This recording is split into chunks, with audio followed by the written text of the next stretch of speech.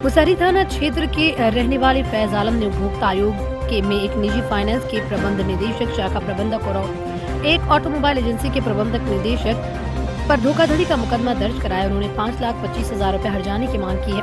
परिवादी के अधिवक्ता डॉक्टर एस के झा ने बताया कि परिवादी ने तिरहुत ऑटोमोबाइल से एक बाइक लोन पर लिया था, जिसका 28 महीने की किस्त तैयार की थी। जिन्होंने 28 महीने के लोन की तैयार राशि अदा कर दी। इसके बावजूद उन्हें नो ड्यू सर्टिफिकेट नहीं दिया गया। सर्टिफिकेट की मांग पर उनसे फिर से 15,000 रुपए जमा करा लिए गए। जमा करने के बाद भी कोई कागज नहीं दिया गया। इस दौरान बजाज फाइनेंस की ओर से गाड़ी को छीन लिया गया, जबकि परिवादी लोन से अधिक राशि फाइनेंस कंपनी को दे चुके हैं। मामला यह है कि एक है परिवादी मोहम्मद फैज आलम, जिन्होंने एक मोटरसाइकिल 14/8/2019 को तिरहुत ऑटोमोबाइल्स माणीपुर से उन्होंने एक मोटरसाइकिल लिया था प्लेटिना, जिसका इनको फाइनेंस पर इन्होंने लिया था। इसमें इन्होंने 20,400 रुपये नगद जमा किया था। रेस्ट अमाउंट को इन्होंने बजाज फाइनेंस से फिनांस किया था।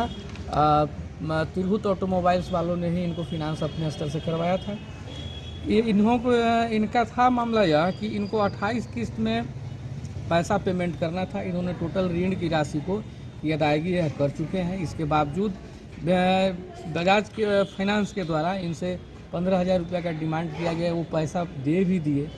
इसके अलावा इनका गाड़ी को जो है जब्त भी कर लिया गया, मतलब पैसा भी इनसे अधिक लिया गया। जितना लोन की राशि इनको सधाना था, उस लोन की राशि को भी ये सधा दिए। उससे अधिक 15,000 रुपया भी ले लिए। ये गए एनओसी मांगने के लिए, एनओसी इनको नहीं दे करके इनकी गाड़ी को ही जब्त कर लिया। ऐसा परिवादी फैज आलम का कहना है। और परिवादी फैज आलम ने इससे आहत होकर के आज जिला उपभोक्ता आयोग के समक्ष में आज मुकदमा दायर किया है। शाखा प्रबंधक बजाज फाइनेंस लिमिटेड और प्रबंध निदेशक बजाज फाइनेंस लिमिटेड और प्रबंध निदेशक तिरहुत ऑटोमोबाइल्स माणीपुर मुजफ्फरपुर 3 के विरुद्ध में मुकदमा किया है। इस मुकदमा में इन्होंने 5 लाख रुपया की अपनी आर्थिक, मानसिक और शारीरिक हर्जाना के मद में 5 लाख रुपये की राशि और 25,000 रुपये वाद खर्च, मतलब 5,25,000 रुपये का इन्होंने दावा किया है। कुढ़नी विधानसभा उपचुनाव की तैयारी को लेकर जिला निर्वाचन पदाधिकारी सह डीएम प्रणव कुमार ने कलेक्ट्रेट सभागार में प्रेस वार्ता की। उन्होंने पत्रकारों से बातचीत करते हुए कहा कि कुढ़नी उपचुनाव को लेकर नाम वापसी की अंतिम तिथि थी, लेकिन एक भी प्रत्याशी ने नाम वापस नहीं लिया है। इस तरह से कुल 13 उम्मीदवार मैदान में रह गए।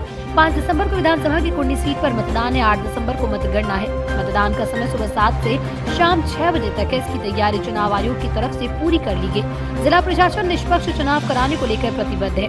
उन्होंने कहा कि 320 मतदान केंद्र बनाए गए। सुरक्षा की दृष्टि से 15 अर्धसैनिक बलों की तैनाती की गई है। शांतिपूर्ण चुनाव को लेकर लगातार कुढ़नी क्षेत्र में संदिग्ध गतिविधियों पर नजर रखी जा रही है। वाणिज्य कर कार्यालय में नियंत्रण कक्ष बनाया गया। टोल फ्री नंबर भी जारी कर दिए गए। जिला प्रशासन स्वच्छ, निष्पक्ष, शांतिपूर्ण और भयमुक्त चुनाव कराने के लिए कटिबद्ध है। उस विधानसभा उप निर्वाचन की जो समय सारणी है, उसके हिसाब से आज लास्ट डेट ऑफ विड्रॉल था और ये विड्रॉवल की प्रक्रिया समाप्त होने के पश्चात अंतिम रूप से विधिमान में निर्वाचन लड़ने वाले अभ्यर्थियों की कुल संख्या 13 है और इन 13 अभ्यर्थियों के बीच निर्वाचन की प्रक्रिया संपन्न कराई जाएगी। मतदान का समय जैसा विदित हो कि 5 दिसंबर को 7 बजे से 6 बजे शाम तक मतदान की प्रक्रिया संपन्न कराई जाएगी और 6 बजे अंतिम समय सीमा रहेगी, जब उस समय जितने भी मतदाता मतदान केंद्र पर उपस्थित रहेंगे उन्हें पर्ची भी उपलब्ध कराई जाएगी और जब तक सभी उपस्थित मतदाताओं का मतदान संपन्न नहीं होगा तब तक मतदान कार्य संपन्न कराया जाएगा। इस मतदान को अच्छे तरीके से शुचितापूर्ण और पारदर्शितापूर्ण संपन्न कराने के लिए सभी आवश्यक व्यवस्थाएं सुनिश्चित की जा रही हैं। सभी कोषांग काफी बेहतर तरीके से समन्वय के साथ कार्य कर रहे हैं और इसके अतिरिक्त शुचिता को बनाए रखने के लिए जगह जगह पर हम लोगों ने मजिस्ट्रेट फोर्स की तैनाती की है और बॉर्डर सीलिंग भी 3 जगह हम लोगों ने लगाया है, जिसमें मनियारी थाना चौक, बागी चौक, फकली चौक पे है और एसएसटी, फ्लाइंग स्क्वाड और वीडियो व्यूइंग टीम की सभी की तैनाती की गई है। इसके अतिरिक्त एमसीएमसी कोषांग के माध्यम से पेड न्यूज पे भी हम लोग लगातार ध्यान रख रहे हैं। जो लगातार छापेमारी का कार्य कराया जा रहा है उसके अंतर्गत इस विशिष्ट क्षेत्र में 220 लीटर से भी अधिक शराब की बरामदगी की गई है। वाहन चेकिंग के दौरान 59,500 रुपए की राशि वसूली की गई है। अब तक एनसीसी के मामले में आचार संहिता के उल्लंघन के मामले में 3 मामले भी दर्ज किए गए हैं। फ्लाइंग स्क्वाड हम लोगों ने इस बार 3 की जगह 4 बनाया है और जिले में जितने सेक्टर उस मजिस्ट्रेट बनाना है उस क्षेत्र के लिए, कुर्मी विधानसभा क्षेत्र के लिए कुल 39 सेक्टर पदाधिकारी की नियुक्ति की गई है, जिनके द्वारा लगातार अपने आवंटित बूथ और उससे संबंधित जो उनका वोटर्स हैं उनके बीच लगातार जाकर के उनके बीच विश्वास कायम करने के सभी प्रयत्न किए जा रहे हैं और इसी क्रम में वैसे लोगों की भी पहचान की जा रही है जो इंटिमिडेटर्स। मुजफ्फरपुर समस्तीपुर जिला की सीमा पर स्थित दुबहा पुल के निकट पल्सर बाइक सवार को अपराधियों ने दुबहा रायपुर गांव निवासी 20 वर्षीय राजकुमार राय को गोली मार दी। गोली उसके पैर में लगी है। घटना को अंजाम देने के बाद अपराधी बाइक पर सवार होकर समस्तीपुर की तरफ फरार हो गए। घायल युवक शंकर राय का पुत्र है। घटना के बाद आसपास में दहशत फैल गई। घटना के बाद लोगों की भीड़ जुट गई। लोगों ने घटना की सूचना परिजनों को दी। थे तो भोला ठाकुर बोला हमको रे रुको रे, तो हम फिर भी हमको डर हो गया, लेकिन मजबूर थे, अकेला थे, रुकना पड़ गया। गाड़ी से रुके, वो तंबाकू मांगा, हम दे दिए।